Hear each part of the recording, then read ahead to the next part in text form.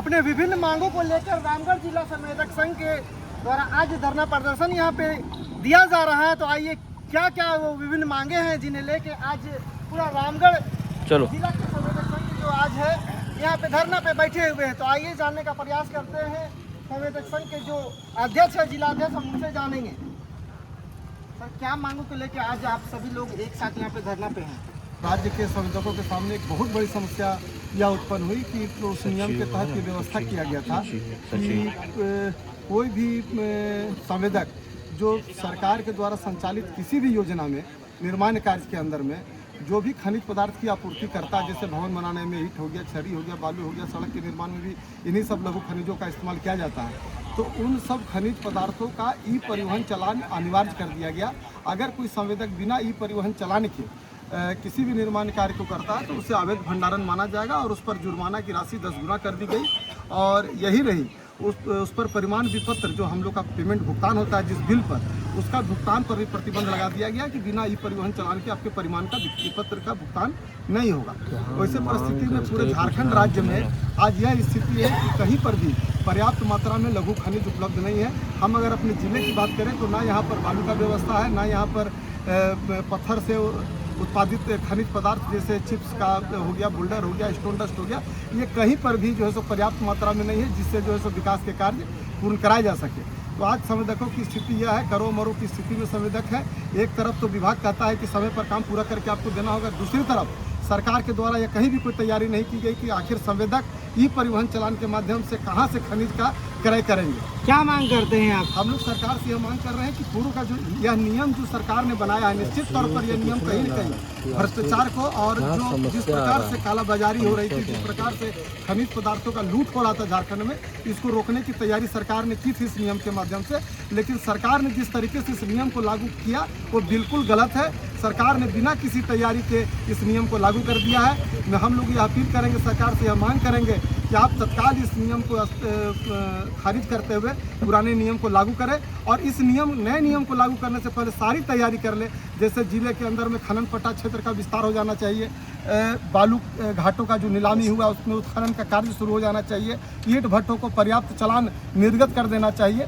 तब जाकर के हम लोग मानेंगे कि कहीं न कहीं इस नियम के लागू करने का सार्थकता है और इस नियम के लागू होने से संवेदकों का हित भी है। इसीलिए हम लोग नए नियम का विरोध नहीं कर रहे हैं, लेकिन नए नियम के लागू करने का तरीका का विरोध कर रहे हैं। और तरीका को सुधारने के लिए सबसे पहले तो सरकार पुराने नियम को अभी तब तक जारी रखे जब तक कि सरकार पूरी तैयारी नहीं कर लेती है नए नियम को लागू करने के लिए। आप सचिव महोदय हुए हैं, आप क्या समस्या आ रहा आप लोगों को? देखिए, सरकार के द्वारा जो निविदाएं निकाली जाती है निर्माण कार्य के लिए, हम लोग के संवेदकों के द्वारा ससमय करने का किया जाता है। लेकिन सरकार का अभी अधिसूचना एक आया है अप्रैल में 27 अप्रैल को, जिसमें ये बताया गया है कि जो भी सरकार के निर्माण कार्य होंगे उसमें 100% 100% जो है सो माइनिंग का चालान मांगा जा रहा है। माइनिंग का चालान 100% लेने के लिए हम संवेदकों को रामगढ़ जिला में उपलब्ध नहीं है। जबकि यह हम लोग कार्यालय से भी संपर्क किए, माइनिंग कार्यालय से भी, तो उन लोगों ने बताया कि ईंट का लगभग 100 चिमनी भट्टा है, लेकिन किसी के पास भी ईंट का जो चालान या फिर GST का ये वो उपलब्ध नहीं है। इसी तरह का बालू जितना हम लोग को ज़रूरत है संवेदकों को पूरे रामगढ़ जिला में, उतना बालू का उपलब्धता नहीं है, साथ ही चालान का भी उपलब्धता नहीं है। हम लोग यह सरकार से मांग करते हैं कि पहले सामग्री का उत्पादन या फिर उसका आपूर्ति जिला में हो, उसके बाद ही निविदा के कार्य में हम लोग ससमय कर पाएँ। और विशेष तौर पर यह मांग है कि पुराने जो नियम थे, पुराने नियम के तहत ये था कि हम लोग माइनिंग का चालान यदि विपत्र भुगतान में नहीं दे पाते थे तो उसको डबल रॉयल्टी दे के उसका भुगतान हो जाता था। हम लोग यह धरना प्रदर्शन के माध्यम से यह मांग करते हैं कि पुराने नियम को फिर से पुनः लागू किया जाए और विपत्र का भुगतान ससमय किया जाए। भैया, पुराने नियम में और अभी के नियम में आप लोगों को क्या क्या परेशानियों का सामना करना पड़ा? नए नियम में हम लोग को परिवहन चालान मिल नहीं रहा है, जिसके कारण बिल लंबित हो जा रहा है, काम करना मुश्किल हो गया है, बालू नहीं मिल रहा है, बालू घाटों का नीलामी नहीं हुआ है। ऐसी स्थिति में ठेकेदार लोग काम करने में सक्षम नहीं है और काम कर देंगे तो पेमेंट विभाग कर नहीं पाएगी। इस स्थिति में भुखमरी की स्थिति में ठेकेदार लोग आ जाएंगे। इसी के विरोध में हम लोग कई दौर का मीटिंग करके तय किए हैं कि धरना देंगे। धरना के माध्यम से हम लोग मुख्यमंत्री को ज्ञापन सौंपने की तैयारी किए हैं और हम लोग अभी निर्णय लिए जब तक नया नियम को वापस नहीं लिया जाता है, पुराने नियम पर हम लोग को भुगतान नहीं होता है, तब तक हम लोग जितना भी निविदा आएगा सारे का बहिष्कार करेंगे। पहले भी देखे होंगे कि यहाँ पर ना किसी तरह का बालू का यहाँ पर देखे होंगे हाहाकार मचा हुआ था, बालू न टेंडर हुआ, यहाँ पर किसी लाभों के यहाँ पर जो हमारे ठेकेदार हैं उनको नहीं मिलता था।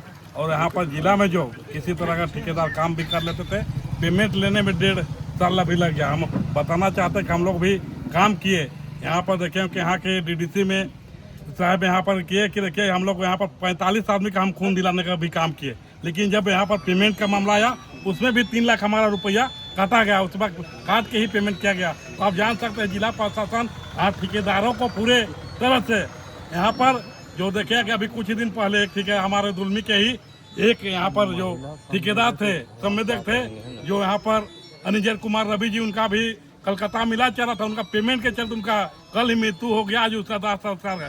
देख रहे हैं कि हाँ ठेकेदार काम करके भी आज मरने का कगार पर आ गया। इस चलते मैं ही कहना चाहते हैं कि सरकार जो नया रॉयल्टी लागू किया है उसको अविलंब यहाँ पर हटाया जाए, पुराना नियम जो पहले चल रहा था उसको अभी तत्काल लागू किया जाए।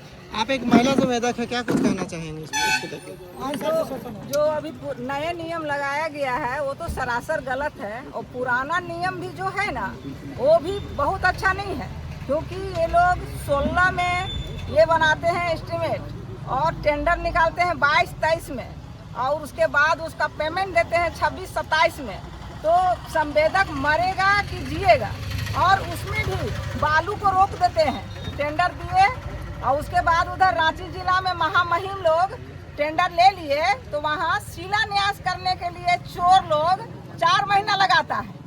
4 महीना के बाद शिलान्यास करता है, उसके बाद काम करना शुरू किए तो बालू रोक दिया। बालू रोक दिया तो क्या चीज़ से काम बनेगा? पुराने नियम की बात है ये।